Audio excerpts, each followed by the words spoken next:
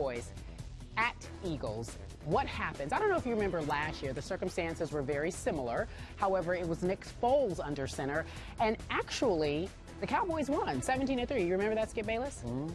And we want to know let's talk about this game in general. There's a point spread that's pretty interesting. 3.5-point favorites, Eagles are. What does that point spread say to you about the game, Skip? I was shocked by this point spread. And as most people know, I'm a longtime Cowboy fan. I picked Dallas Cowboys to win the NFC East this year. And yet, I'm a realist. And after the nightmare that I witnessed on Thanksgiving Day at Jerry World, I sincerely believe that my Dallas Cowboys would be 6-point underdogs at Philadelphia. Maybe 7. I didn't know, because it was just a debacle. And for them only to be 3.5-point underdogs, as they were, very wrongly, 3.5-point favorites in the game played at their place, which is actually the world's place because they don't have any home field advantage there. I am stunned by this because, obviously, the Eagles feasted on Thanksgiving on my Dallas Cowboys. 256 yards rushing, 464 total yards to Dallas's 267. Mark Sanchez looked like Roger Staubach in Dallas when he gets the ball scores 5 of the first 6 times he touches the football. It was a mismatch. And now you're telling me that at Philly, in the rematch, that it's only 3.5? I realize some people, odds makers, bettors, are prisoners of the last moment. And the last moment that we saw the Eagles, they were getting absolutely suffocated at home by the Seattle Seahawks. But are we going to put the Dallas Cowboy defense in the same sentence with Seattle's defense? As I said the other day, they don't belong in the same sentence, paragraph, chapter, book, archive, library. It's just night and day from the Cowboy defense, which, by the way, the last time we saw it the other night, I mean, they gave up 21 in the fourth quarter to Jay Cutler, and I was having to hide my eyes in that game. That's how combustible my Cowboy defense is. So I look at this Seattle game. Do you realize Seattle had the football for 42 minutes to only 18 minutes for the Eagles offense? So, yeah, Mark Sanchez threw for 96 total yards. He just didn't have the football very much because they couldn't convert a third down. And in the big picture, I thought the Eagles' defense against Russell Wilson and company actually played pretty well. Every time I looked up, Fletcher Cox was making another play. Trent Cole was making plays. They can rush the passer. They're second in the NFL in sacks, and I'm being realist about this. My Cowboys cannot rush the passer. That's their biggest flaw. That will cause the biggest deficit in this game. They'll get no pressure on Mark Sanchez and just have to make some plays in the secondary, which is hard to keep making against this high-paced, high-tempo offense. So I'm stunned by this, and right now I think it's very misleading to be at 3.5. All right, TJ. I look at it as Philadelphia. If you win the first game 33-10, I envision the second game is going to be somewhat similar. If you remember, DeMarco Murray, he was on a roll going into that Thanksgiving Day game, and then they pretty much shut him down. They did. They held him under 100 yards. They held the Cowboys under 100 yards rushing. And I think what has happened is Seattle being so good defensively made Philadelphia look really bad. And so the odds makers are saying, oh, Philadelphia's kind of falling off a little bit. Yep. It's just what you said. They didn't have the ball enough. No. They did a pretty good job against Marshawn Lynch against the run. I thought so. Russell Wilson is so dynamic with the ball in his hands. He can make plays running or passing that the Eagles didn't really have a chance to get going. I don't think the Cowboys are going to be able to keep up with them. They ran for over 200 yards, like you said, and Mark Sanchez is doing a pretty good job in this offense.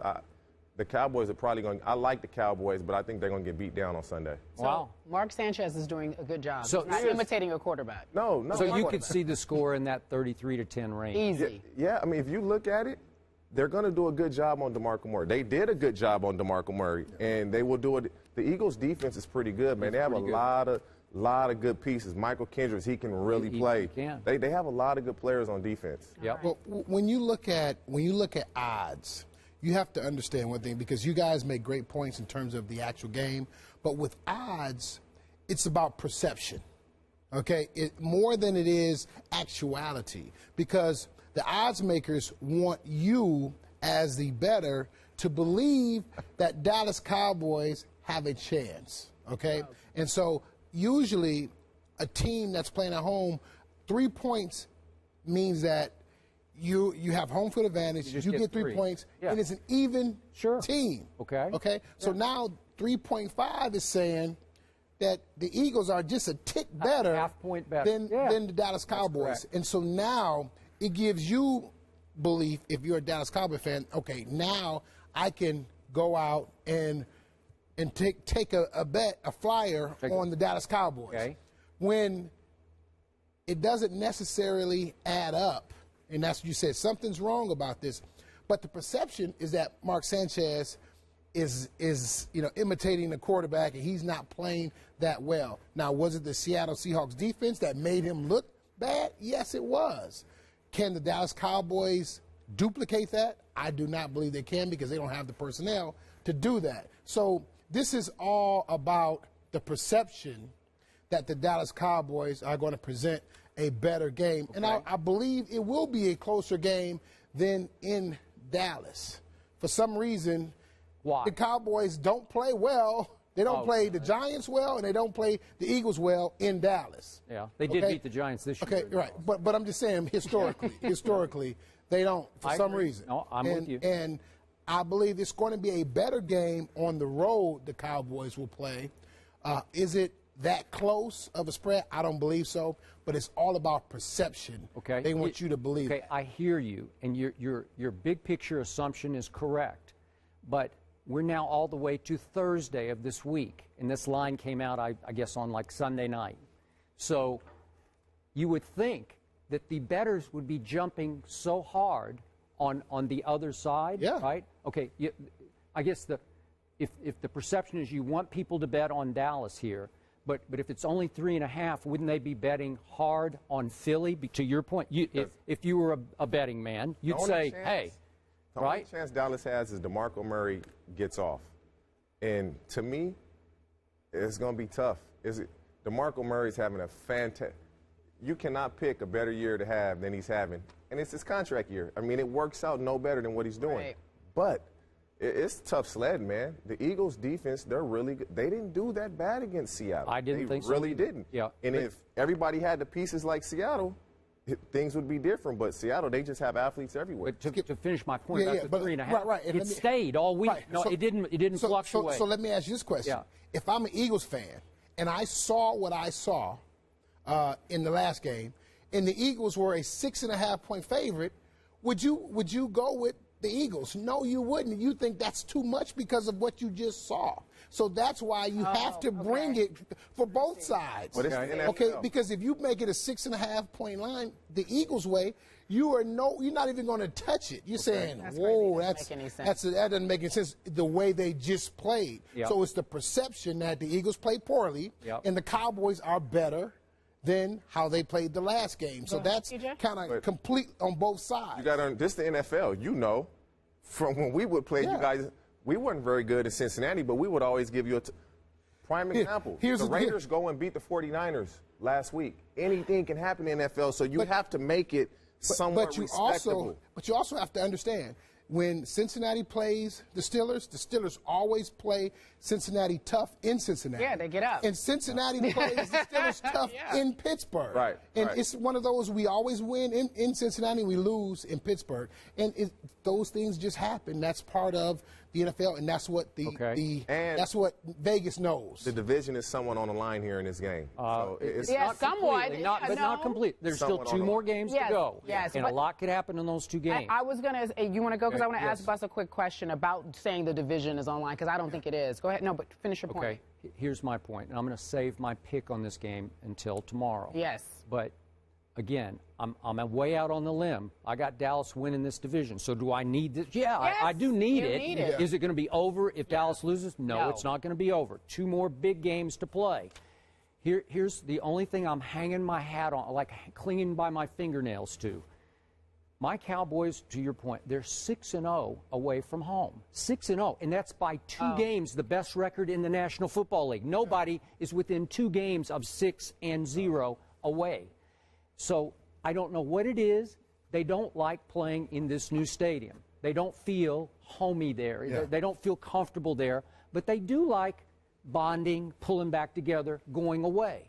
And the aberration game of the year was the one you brought up last year. Yeah.